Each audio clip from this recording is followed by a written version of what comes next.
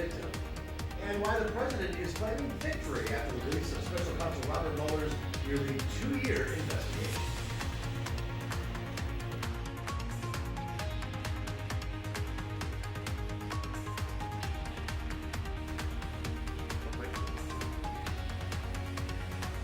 Good afternoon, everyone, and thanks for tuning in to News 3 Now this noon. As the Mueller report investigation continues, we'll have that story coming up for you. From the Channel3000.com Alert Center, this is News 3 Now at noon. Good afternoon, everyone. I'm Mark Kane. Thanks for tuning in to News 3 Now on this Monday. Hope you all had a good weekend.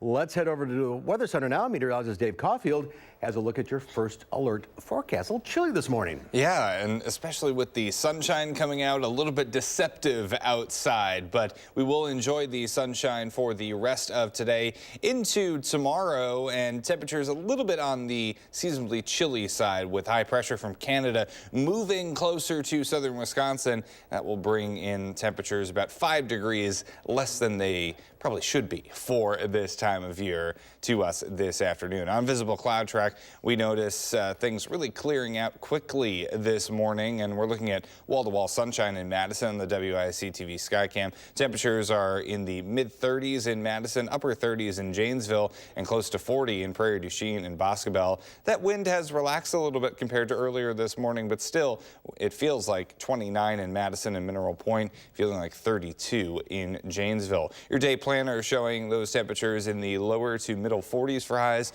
under plenty of sunshine later this afternoon into the evening hours, and we'll start off in the mid-20s as we head into tomorrow. So we will talk more about a bit of a temperature roller coaster on the way. Some 60s could visit southern Wisconsin pretty soon, but we also have to talk about some showers and thunderstorms in your first alert forecast in just a few minutes. It is springtime. Yes. All right, Dave, we'll check back in a few minutes. Topping the news today, we are learning more about the homicide investigation in Beaver Dam.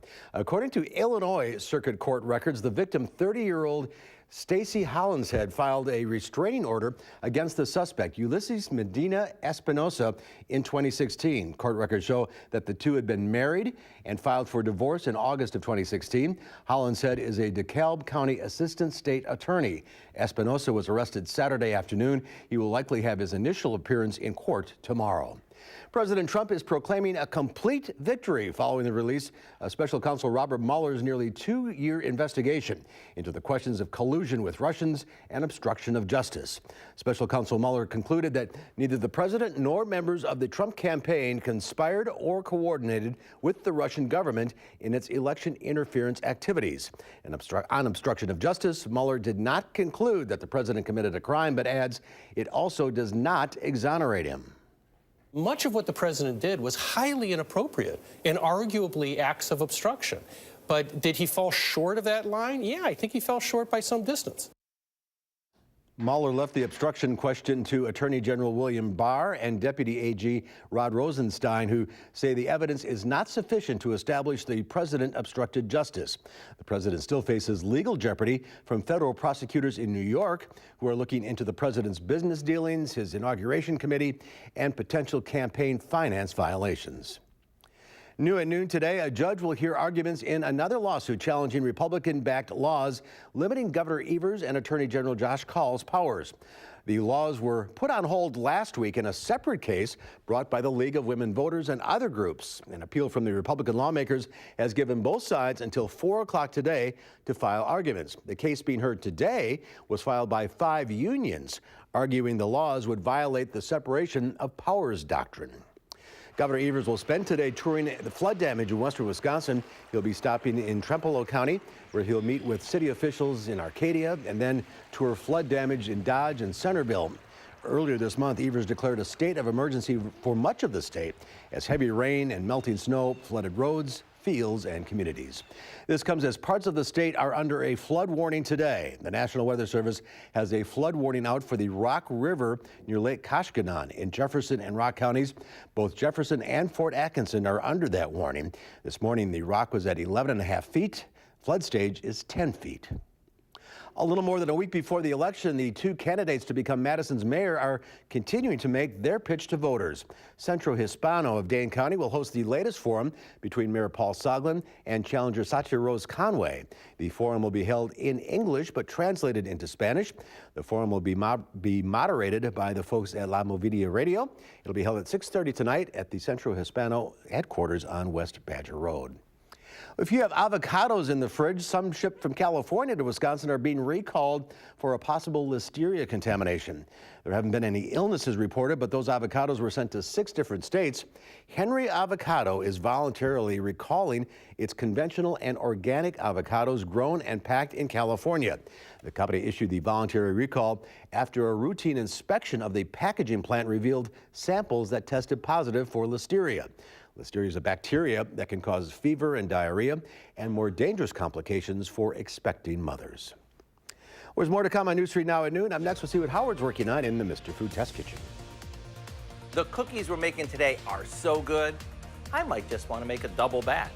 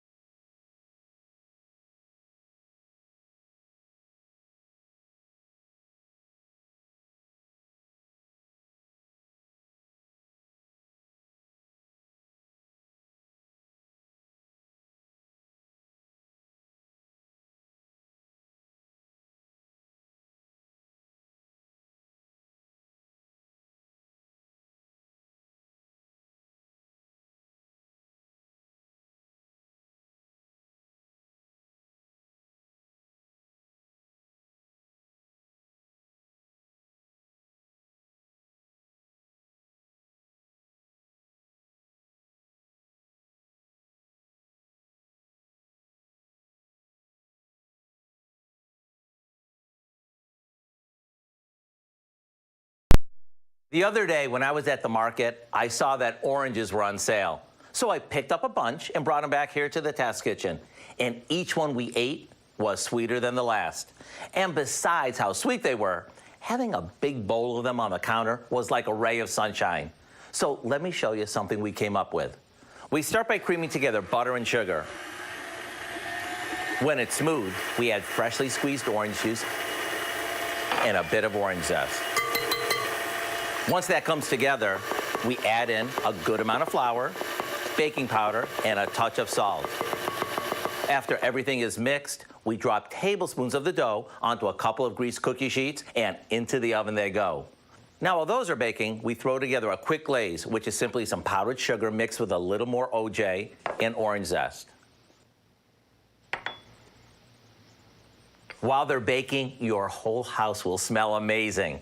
After they cool, we spoon the orangey glaze over them to make them doubly good. With each bite, you're gonna feel like you're walking through an orange grove. I do hope you'll go online and get the recipe for our double orange glaze cookies so you can take one of the best produce buys of the week and turn it into a ray of sunshine. I'm Howard in the Mr. Food Test Kitchen, where today we found a sunny way for you to say, ooh, it's so good. All right, Howard, thank you. There's more to come on News 3 Now at noon. Up next, a sunny but cool day to start the work week. Meteorologist Dave Caulfield will have your first alert forecast when we come back.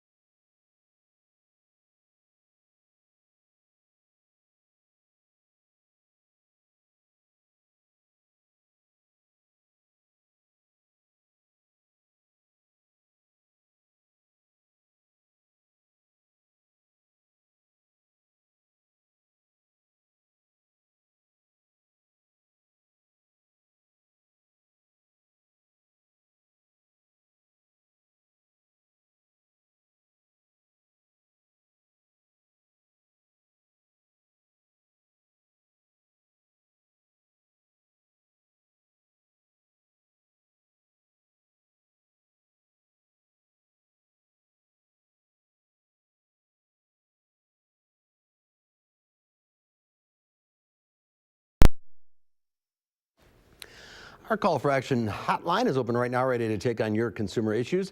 You can call the number, and volunteers will help you with any consumer complaints. That's 608-270-2833. The service is open every Monday, Wednesday, and Friday between 11 and 1. Let's check stocks at the noon hour. The Dow Industrial is down a little over a point. The NASDAQ is off 14. The S&P 500 is down 3 3/4. Let's check in now with Q106 Farm Director Pam Yankee in the radio suite on this Monday. Spring is here. Yeah, honestly, I noticed it a lot over the weekend. The frost starting to be drawn out because of some of the light rains that we picked up over the weekend, and that's happening in places like Nebraska, Iowa, Kansas as well. A lot of farmers are buzzing today about the optimism that the water will recede and they'll get a chance to get started with spring field work. In Wisconsin, well, we'll wait and see. Still have plenty cold soil out there to deal with, but like I said, the optimism is what's carrying our trade today. Now, later this week, it's going to be a face-to-face meeting between Trade Representative Bob Lighthizer and U.S. Secretary Treasurer. That's going to be Mr. Mnuchin. They are back in Beijing on Thursday with face-to-face meetings. There's yet to be another round of that face-to-face conversation back in Washington, D.C. sometime in April. On Friday, USDA did confirm that China bought 300,000 metric ton of our U.S. corn. That's the first time we've seen that kind of volume of purchase from China on corn for quite a while. So again, today is one of those days where I think it's the sunshine, it's the fact that the weather is warming up. Everybody's feeling a little bit more optimistic optimistic about things. Dairy markets are also feeling pretty optimistic about things today. Barrel cheese is up a half a cent at $1.57. 40-pound block cheese up 7 today at $1.64. AA butter up a penny and a half at $2.28 a pound. And our fluid milk contracts are really racing along, especially on the nearby, which is kind of nice to see. You still have to get out to August before we see fluid milk contracts that are at or above the $16 mark. But the other thing, Mark, I was just, think about spring and gardens and green. Last year, Wisconsin, despite some of the weather challenges, still led the nation in snap bean production, more than 66,000 acres of that planted, and number 3 in sweet corn, more than 54,000 acres of that. And boy, just thinking about sweet corn with the sunshine's got to make you smile on a Monday like this. Snap beans were number 1? Yeah. Who knew? By a big margin, too, buddy. I love snap beans. There's our next investment. There we See? go. There we go. I'll have you all in deep. All right. Thanks, Pam. Enjoy the sunshine. See ya. Dave is here now with the forecast. Hopefully more sunshine on the way. Yeah, as long as it's not magic beans there, I think we're all in good shape. And we do have more sunshine on the way for the rest of today and tomorrow, so that's good news. Maybe a few more clouds come our way by Wednesday, but nothing that we can't handle across southern Wisconsin. Could be worse this time of year. We saw those clouds thin out and move out early this morning, setting up mostly sunny skies. Now, we've actually had 6 straight days in Madison with temperatures at or above normal. I don't think we'll make it 7 in a row today because of the high temperatures being about 5 degrees below normal for this time of year. So it's going to be close, but the seasonably cool weather will win out overall on this Monday. But we'll be close to where we should be for tomorrow with highs in the upper 40s, then kind of a temperature roller coaster. And you can see these scenarios a lot in the early spring months, and I think that's what's going to develop. Highs in the mid 50s Wednesday, lower 60s Thursday, and then by the weekend, look at this. We get those temperatures back down into the lower 40s for highs on Saturday, and a few snowflakes may try and mix in with some rain showers late on Friday into Saturday. A little bit of everything this time of year. And really not looking at a little bit of everything right now. We're just looking at one thing, and that's the sunshine in Platteville on our Queen P Radio Skycam. So the temperatures today, not for a lack of sunshine, with highs in the low to mid 40s.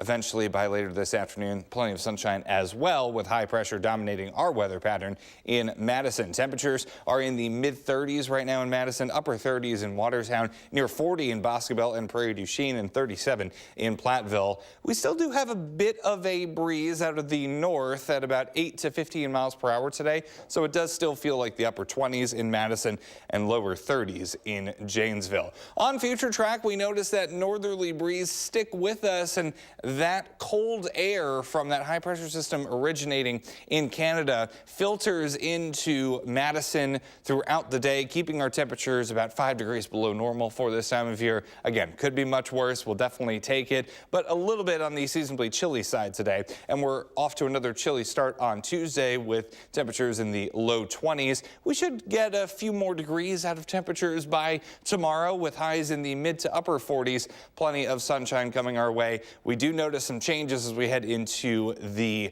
back half of the work week. By the time we get to Thursday, a warm front gets closer to us. We could be looking at some showers and thunderstorms, some showers and storms possible on Friday as well. And we're still watching this very closely as I struggle to breathe here, because we could be looking at some bouts of heavy rain and heavy precipitation potential by the time we get to the start of the weekend. Still too early to tell where exactly that heavy rain sets up. And again, we could be looking at a few snowflakes mixing in by the time we get to Saturday before everything ends later on Saturday evening. And temperatures are in the low 50s as we take a look at the rest of the 10-day forecast for next week. And the weather pretty quiet as we enter the month of April. Just about a week away. It's crazy to think that March has really flown by. And at least the weather looking nice overall. And there are some times with temperatures in the 50s and 60s ahead of us as well. I left my shovel out and put it away yet. I mean, you don't want to tempt anything. You kind of want to just like stay still. I saw some blue fly by on that map. And You didn't stop it there. I didn't. We'll just gloss over that for now. We'll keep an eye on it. There's more to come on News 3 Now at noon. Up next, Lisa Briggs from the Bruce Company is here answering your plant and garden questions. 270-9933, the number to call. We'll get to your questions right after this.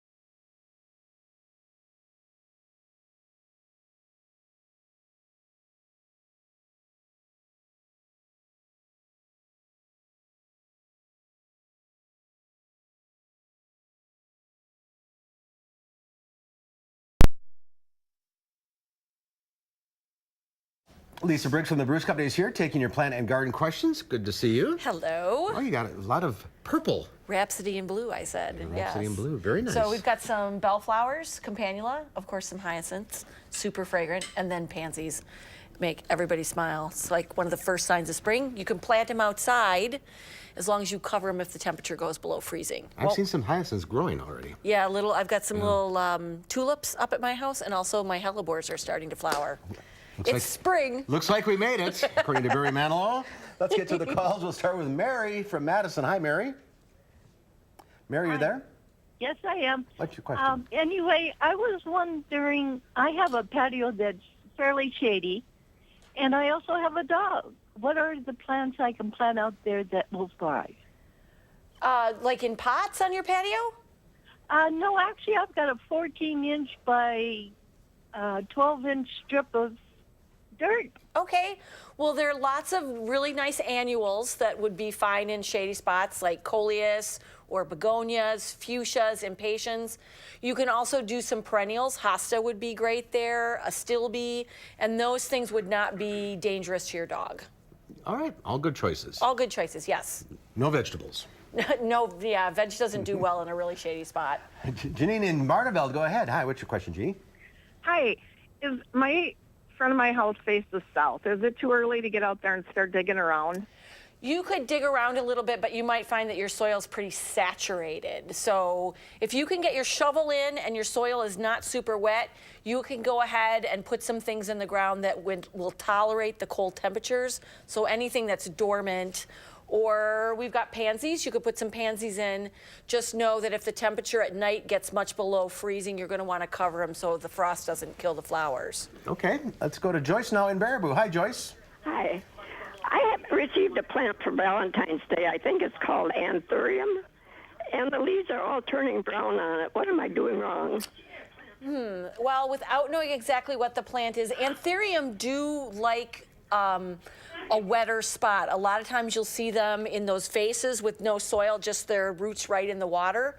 So I would check the watering. Also make sure that it's not in too cold of a spot. They are pretty tropical, and so if they're getting a draft, that might also cause some leaves browning. All right, just keep an eye on the water. Keep an eye on the water and the temperature, yes. All right, Dwayne from Belleville. Hi, Dwayne. Hello. Hi, what's your question? I would like to know, when should we prune or trim apple trees and pear trees? It's getting a little bit late for any, really intensive pruning. You can go ahead and cut back any suckers that are coming from the base or those little whippy water spouts that come straight off a scaffold branch.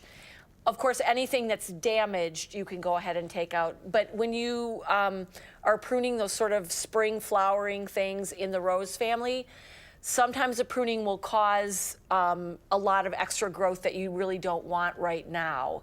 The best time to do it is when the trees are completely dormant, so we're talking like end of January or early February are good times to prune those. Okay. So take out what's super necessary and then wait on the rest of it. All right, Susan in Monroe. Hi, Susan. Hello. Hi. What's your question? Yes, we raise Concord grapes, and last year we were overrun with Asian flea beetles. Is there a is there a method to eradicate them? Well, you can use things like 8. It's spelled like the number EIGHT, and it is a broad spectrum insecticide that will take care of a lot of beetles, and it's safe for food products. So it's used a lot in home gardens, again, especially against like Japanese beetles, those bigger ones. So you could use that, just follow the instructions on the package, and it'll tell you after you apply it how long you have to wait to harvest. All right, we're out of time. If you're on the line, stay there. Lisa will talk to you off the air. Thank you. Here's Dave with one final check of the forecast. All right, Mark, with plenty of sunshine today, temperatures will still be about 5 degrees below normal for this time of year, so seasonably cool. Highs will be in the low to mid 40s. All right, enjoy your afternoon. We'll see you back here at 4.